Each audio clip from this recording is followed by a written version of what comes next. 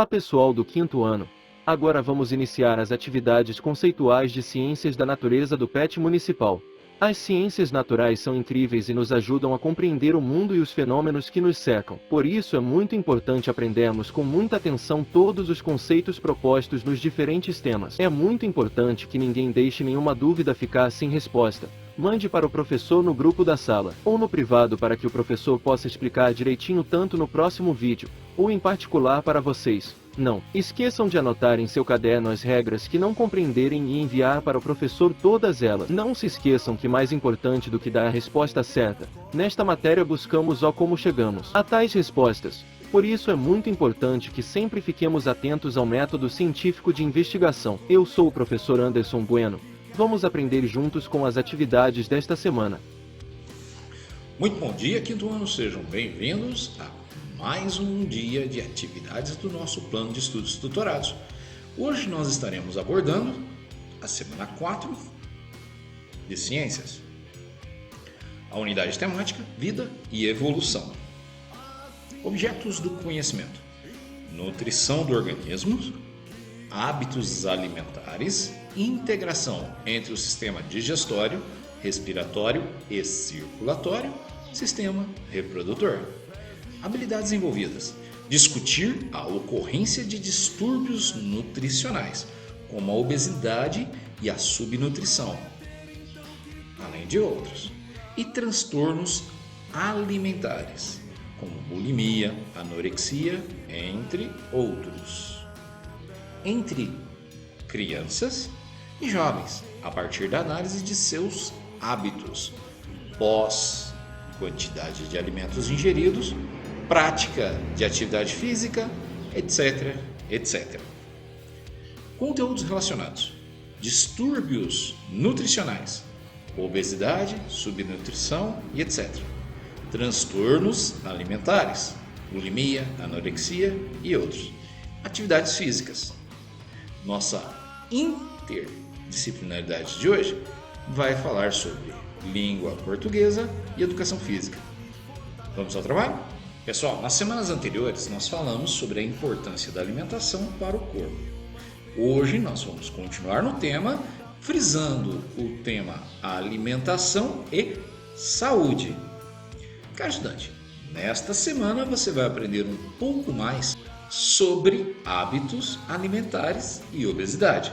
A atividade dessa semana será introduzida por 2 textos, além de vídeos que facilitarão a sua descoberta. E aí, vamos aprender juntos? O primeiro texto chama-se Alimentação Ideal. Bom, uma alimentação equilibrada é composta de alimentos que fazem parte de cada um dos grupos, tanto construtores, energéticos e reguladores. A pirâmide alimentar, que nós vimos na última semana, serve como guia para nos auxiliar na escolha do que vamos consumir. Devemos comer em maior quantidade os alimentos que estão na base da pirâmide e em menor quantidade os alimentos que estão no topo. Não nos esquecendo jamais de que, fundamental, a água sempre deve fazer parte da nossa dieta. As guloseimas não fornecem todos os nutrientes que o organismo necessita. Ao contrário, são ricas em energia e pobres em nutrientes, como vitaminas e minerais. Quanto mais energia ingerimos, mais atividade física devemos fazer para deixar o nosso organismo equilibrado e queimar as calorias em excesso. Muito bem, pessoal, vamos falar sobre obesidade. Assunto sério em questão, hein? Bom, a obesidade é um dos principais fatores de risco para várias doenças não transmissíveis, as DNTS, como diabetes tipo 2, doenças cardiovasculares, hipertensão, acidente vascular cerebral e várias outras formas de câncer. Pela definição da Organização Mundial da Saúde, obesidade é o excesso de gordura corporal, em quantidade que determine prejuízos à saúde. Uma pessoa é considerada obesa quando o seu índice de massa corporal, que é chamado de IMC, é maior ou igual a 30 kg. A faixa de peso normal varia entre 18,5 e 24,9 kg. Os indivíduos que possuem IMC entre 25 e 29,9 kg são diagnosticados com sobrepeso e já podem ter algum prejuízo com o excesso de gordura. O tratamento inclui a alimentação saudável com diminuição da ingestão de calorias e aumento da atividade física, podendo-se associar o uso de medicamentos. Só com orientação médica, hein, pessoal? Não podemos esquecer disso. Em casos mais graves e refratários, pode ser indicado até mesmo o tratamento cirúrgico. O Dia Mundial da Obesidade incentiva soluções práticas para ajudar as pessoas a alcançar e manter um peso saudável, realizar tratamento adequado e reverter a crise da obesidade. Há muito a fazer, incluindo restringir a comercialização de alimentos e bebidas com um alto teor de gorduras, açúcar e sal para crianças, tributar bebidas açucaradas e proporcionar melhor acesso à alimentação saudáveis, abrir espaços para caminhadas, ciclismo e recreação seguros nas cidades também fazem parte dessas medidas. Ensinar as crianças hábitos saudáveis desde a infância é o mais importante entre todos os passos a se tomar. Bom, o Dr. Drauzio Varela explica as principais consequências da obesidade na primeira infância. Vamos assistir ao vídeo agora e na sequência vamos assistir ao vídeo Obesidade Infantil, como enfrentar o problema. Vamos lá então? Muito bem, pessoal, o vídeo que o professor vai colocar aqui na aula é a explicação do Dr. Drauzio Varela sobre as principais consequências da obesidade infantil. Vamos assistir? Não se esqueça, o vídeo original vai estar na descrição da nossa aula. Não se esqueça de passar no canal do Dr. Drauzio, fazer a sua inscrição e comentar. Vamos assistir então juntos?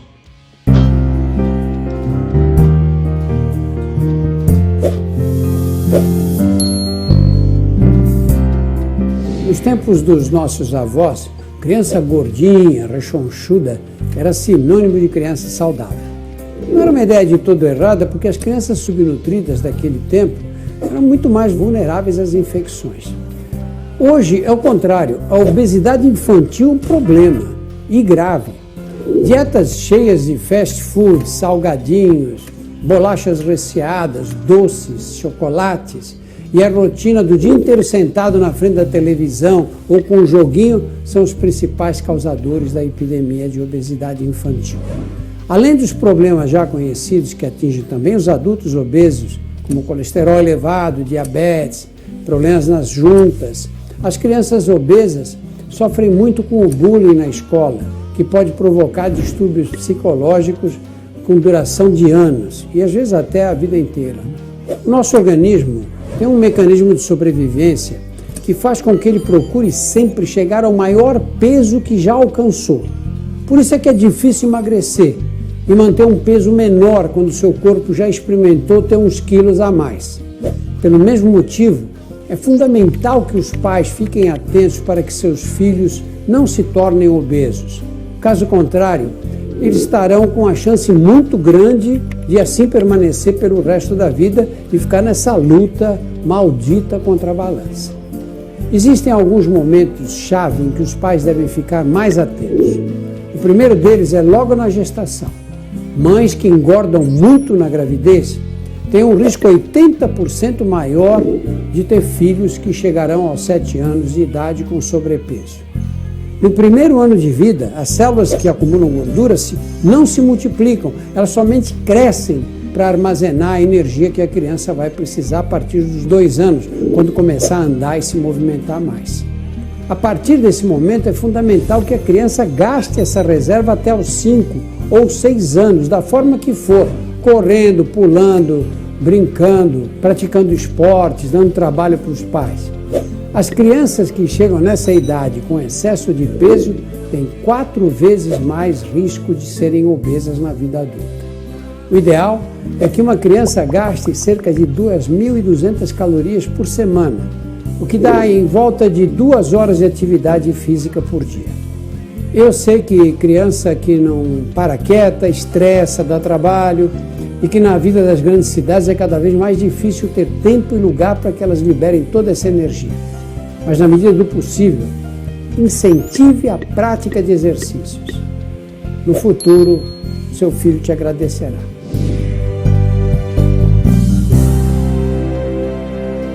Para os pais, hein? Vai lá, chama o papai, chama a mamãe, chama o vovô, chama a vovó, chama o responsável para ouvir isso. Ter trabalho com a criança faz parte da nossa formação, hein, pessoal? Então, vamos agora para o segundo vídeo. O segundo vídeo preparado pelo professor está presente no site do Ministério da Saúde. Vamos acompanhar? 2 em cada 10 crianças menores de 5 anos apresentam excesso de peso. 3 em cada 10 crianças com idade de 5 a 9 anos apresentam excesso de peso no Brasil. E por que isso acontece? Diversos fatores são responsáveis pela ocorrência da obesidade infantil. Entre eles, destacamos a alimentação inadequada, a inatividade física e os ambientes em que as crianças estão inseridas. E o que podemos fazer para mudar este cenário? A boa notícia é que a obesidade infantil pode ser prevenida. Os pais também têm um papel importante. O aleitamento materno é a primeira prática que contribui para a prevenção da obesidade infantil. A recomendação é de que as crianças sejam amamentadas exclusivamente até o 6º mês de vida e depois recebam alimentos complementares saudáveis e mantenham o aleitamento materno até 2 anos de idade ou mais.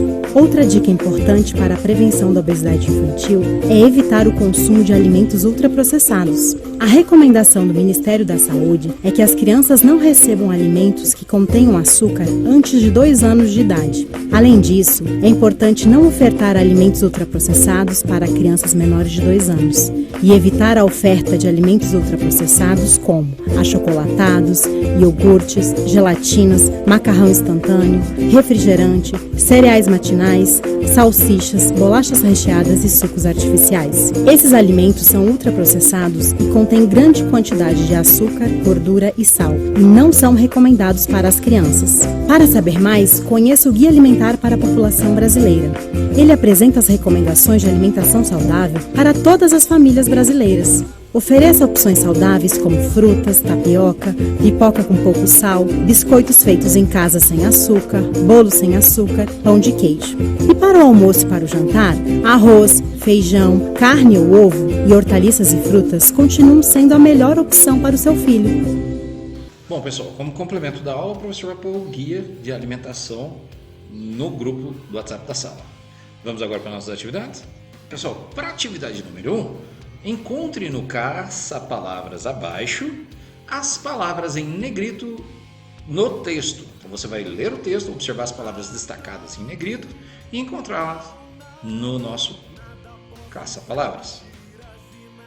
Você já teve curiosidade de saber como está o seu IMC, o Índice de Massa Corporal? Bom, aqui agora na nossa atividade vamos ter uma forma que você pode usar para calcular isso. Para isso você vai precisar saber a sua altura, a sua idade e o peso que você está tendo exatamente nesse momento, tá? E aí você vai usar o cálculo na tabela que está presente.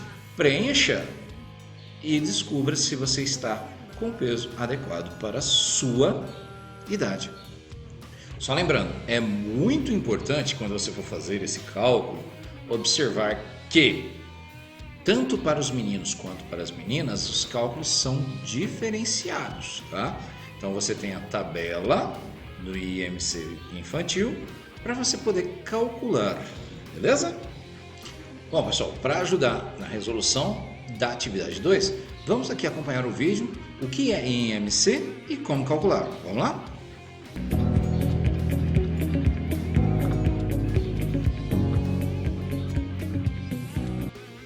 IMC, o que é, e como calcular. IMC é a sigla para Índice de Massa Corporal, que é um cálculo que serve para avaliar se a pessoa está dentro do seu peso ideal em relação à altura. Assim, de acordo com o valor do resultado de IMC, a pessoa pode saber se está dentro do peso ideal, acima ou abaixo do peso desejado. Estar dentro do peso certo é importante, porque estar acima ou abaixo desse peso pode influenciar bastante a saúde, aumentando o risco de doenças como desnutrição, quando se está abaixo do peso, e AVC ou infarto, quando se está acima do peso. Assim, é comum os médicos, enfermeiros e nutricionistas avaliem o IMC da pessoa nas consultas de rotina, para verificar a possibilidade de doenças que a pessoa pode estar predisposta. Como calcular IMC? O cálculo do IMC deve ser feito usando a seguinte fórmula matemática: peso dividido por altura, vezes altura.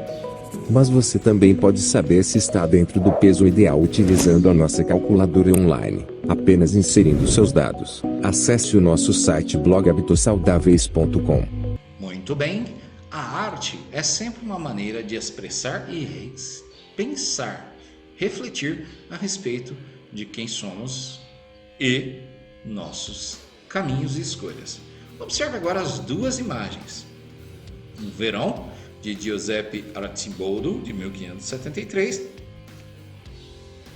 e O Homem Hambúrguer, de Carl W. Roering, 1953. Observe direitinho as duas figuras e vamos responder as questões propostas. Muito bem, para a letra A questão é a seguinte: que semelhanças você observa nas duas obras de arte? Quais semelhanças você consegue encontrar nessas duas obras de arte?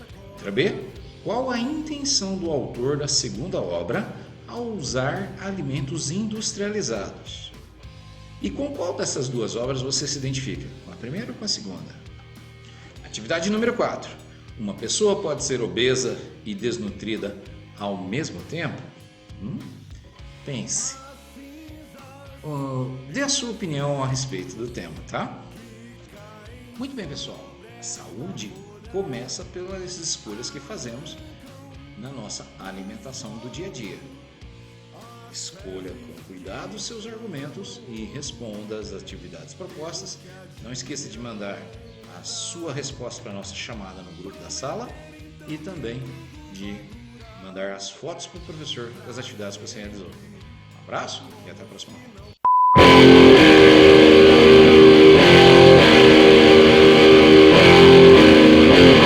Muito bom dia, pessoal do quinto ano. As artes são elementos naturais na cultura humana. Fazem parte da expressão dos sentimentos e conhecimentos de uma nação, de um povo. As artes não se limitam apenas aos grandes artistas e nem apenas também a desenhos. Artes visuais, cênicas, música, poesia e até mesmo a matemática compõem esse maravilhoso mundo que iremos estudar e compartilhar a partir desse teste. Então, vamos aprender um pouquinho mais sobre as artes? Façam direitinho as atividades e enviem para o professor os registros. Vamos aprender juntos? Então, pessoal, dando continuidade na aula de hoje, nós vamos trabalhar com a semana 4 da unidade temática Música. Então, a aula de artes dessa semana vai continuar num dos temas que eu mais sou apaixonado: música. O objeto de conhecimento será notação e registro musical. Habilidades envolvidas: explorar diferentes formas de registro musical não convencional, representação gráfica de sons, partituras criativas, etc. Através da escuta atenta da música, registrando diferentes timbres, alturas e intensidades, percebendo que a música possui a presença de múltiplas formas, múltipla dos elementos em uma música, utilizando os recursos audiovisuais e recebendo e reconhecendo a notação musical convencional. Bom, conteúdos relacionados: formas de registro musical não convencional, apresentação gráfica de sons, partituras criativas, etc, etc. Gente, essa parte de artes, a música é uma maravilha, tanto para expressão quanto para nos deliciarmos, nos divertirmos, brincarmos e principalmente aprendermos. E aí, vamos trabalhar um pouquinho? Muito bem, o tema da aula de hoje será música. Na aula dessa semana, vamos continuar a ver a importância da música e como é bom ouvir ou cantar uma música. Para isso, precisamos ter atenção. Vamos para o texto de apresentação, então? Muito bem, pessoal. Os músicos registram suas músicas em partituras. A partitura é um objeto, ou, nos dias de hoje, um arquivo digital que reúne símbolos representando os valores físicos do som, altura, duração, intensidade e timbre.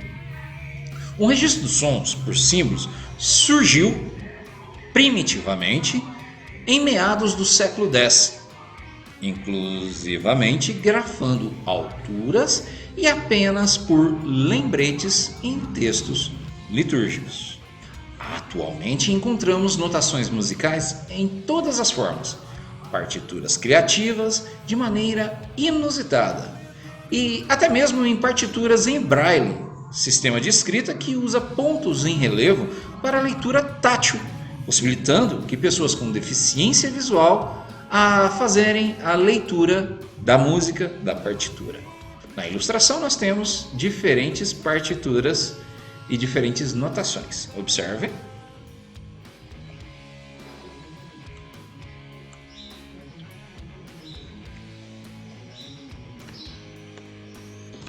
Muito bem, pessoal. A partitura que está aqui ao meu lado, Chester e William Billings, faz parte de umas composições bastante relevantes da música clássica mundial. Vamos então ver a interpretação no YouTube? Vamos lá?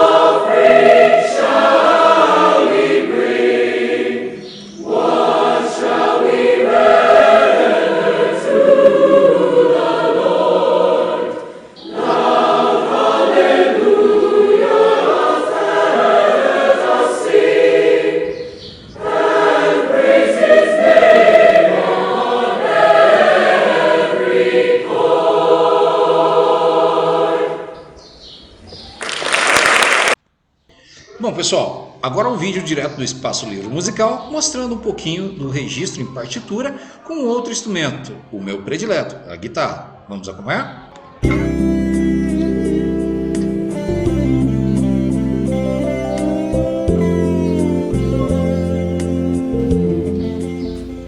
Olá, tudo bem? Vamos trabalhar hoje então os primeiros exercícios de leitura de partitura na guitarra. Eu vou deixar logo aqui na descrição o link para vocês poderem baixar o arquivo em JPEG para imprimir a leitura, os exercícios de leitura. E se você ainda não sabe ler partitura, eu recomendo que você assista primeiro este vídeo, que está logo aqui, para entender um pouquinho sobre a partitura e aprender primeiramente essa parte de leitura. Depois você pode seguir nesse vídeo aqui, onde eu vou passar diretamente alguns exercícios simples de leitura de partitura na guitarra. Então esses primeiros exercícios, a gente vai trabalhar a leitura só na primeira corda, só na primeira região, com algumas variações rítmicas. Então essa primeira corda solta é o Mi, aqui onde vocês estão vendo na partitura. Ela presa na primeira casa é o Fá e na terceira casa é o Sol.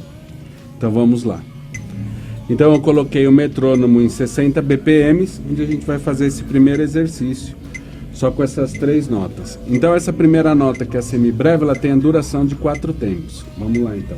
1, 2, 3, 4 e...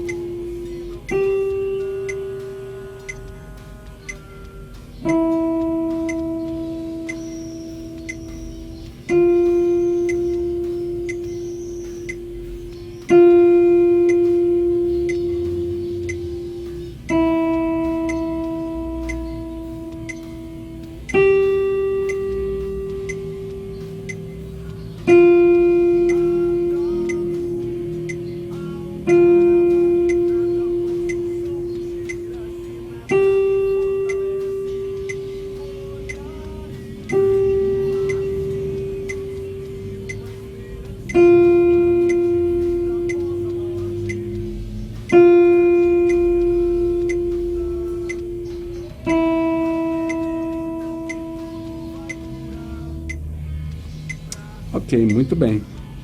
O segundo exercício, vamos acrescentar agora algumas mínimas, que no caso desse compasso, ainda com a ideia 4x4, ela vai valer 2 tempos. Então vamos lá. 3, 4 e...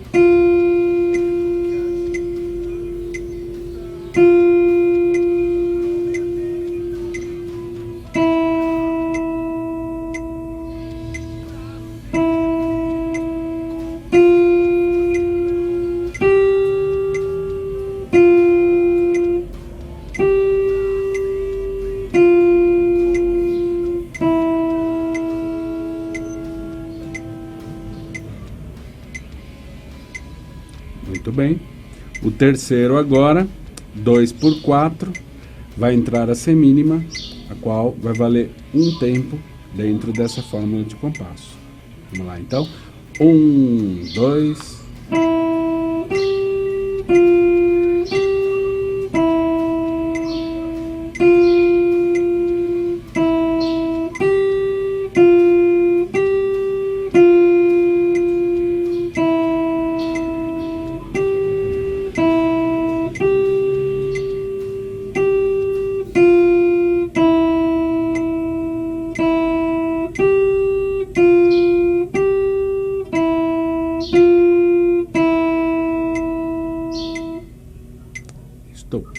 O quarto agora mudou a fórmula de compasso, compasso 3/8.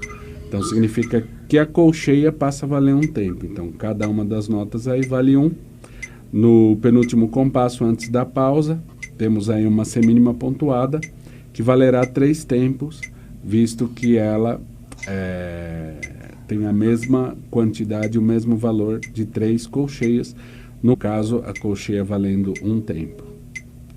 1, 2, 3.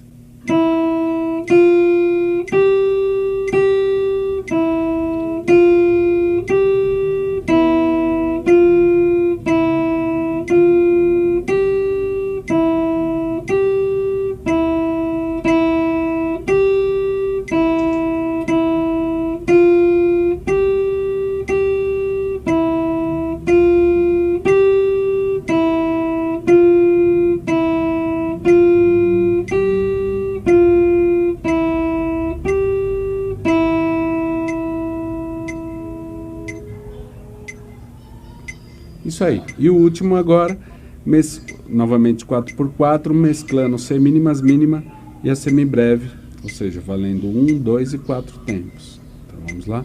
3, 4.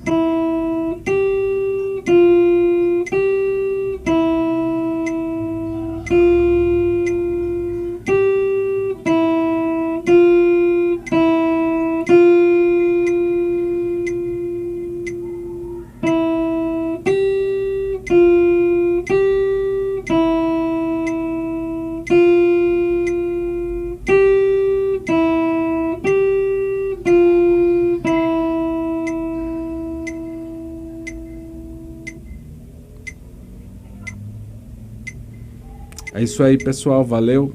Obrigado. Não se esqueçam de se inscrever no canal, curtir o vídeo e aguardem as próximas videoaulas. Valeu? É isso aí, pessoal. Como a matemática, a música também tem sua linguagem específica. E essas anotações servem para que nós possamos interpretá-las e transformá-las em sons nos instrumentos diferenciados que vão ser executados. Tanto instrumentos de corda, como o exemplo da guitarra, quanto a própria voz. Tá? Então, essa anotação serve para isso. Interessante, não é? Vamos ver agora então os nossos exercícios? Muito bem, para a nossa primeira atividade, vocês viram? Os músicos utilizam partituras para registrar as músicas que eles compõem. Não somos músicos, vocês sabem bem disso. Mas ouvimos os sons e sabemos distinguir um som agradável de um som desagradável. Funk, funk, funk!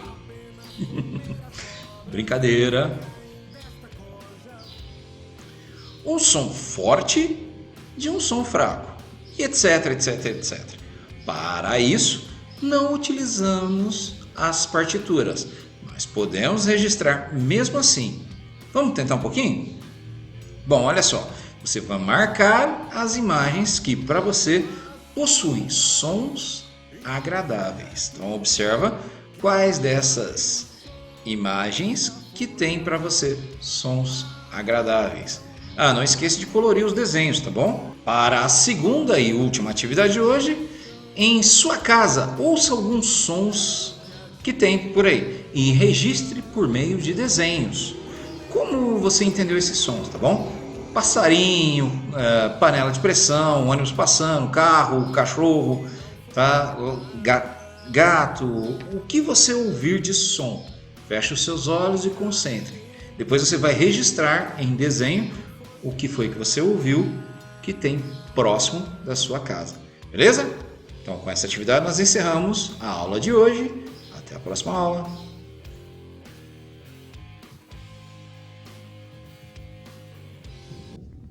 Eu voltarei.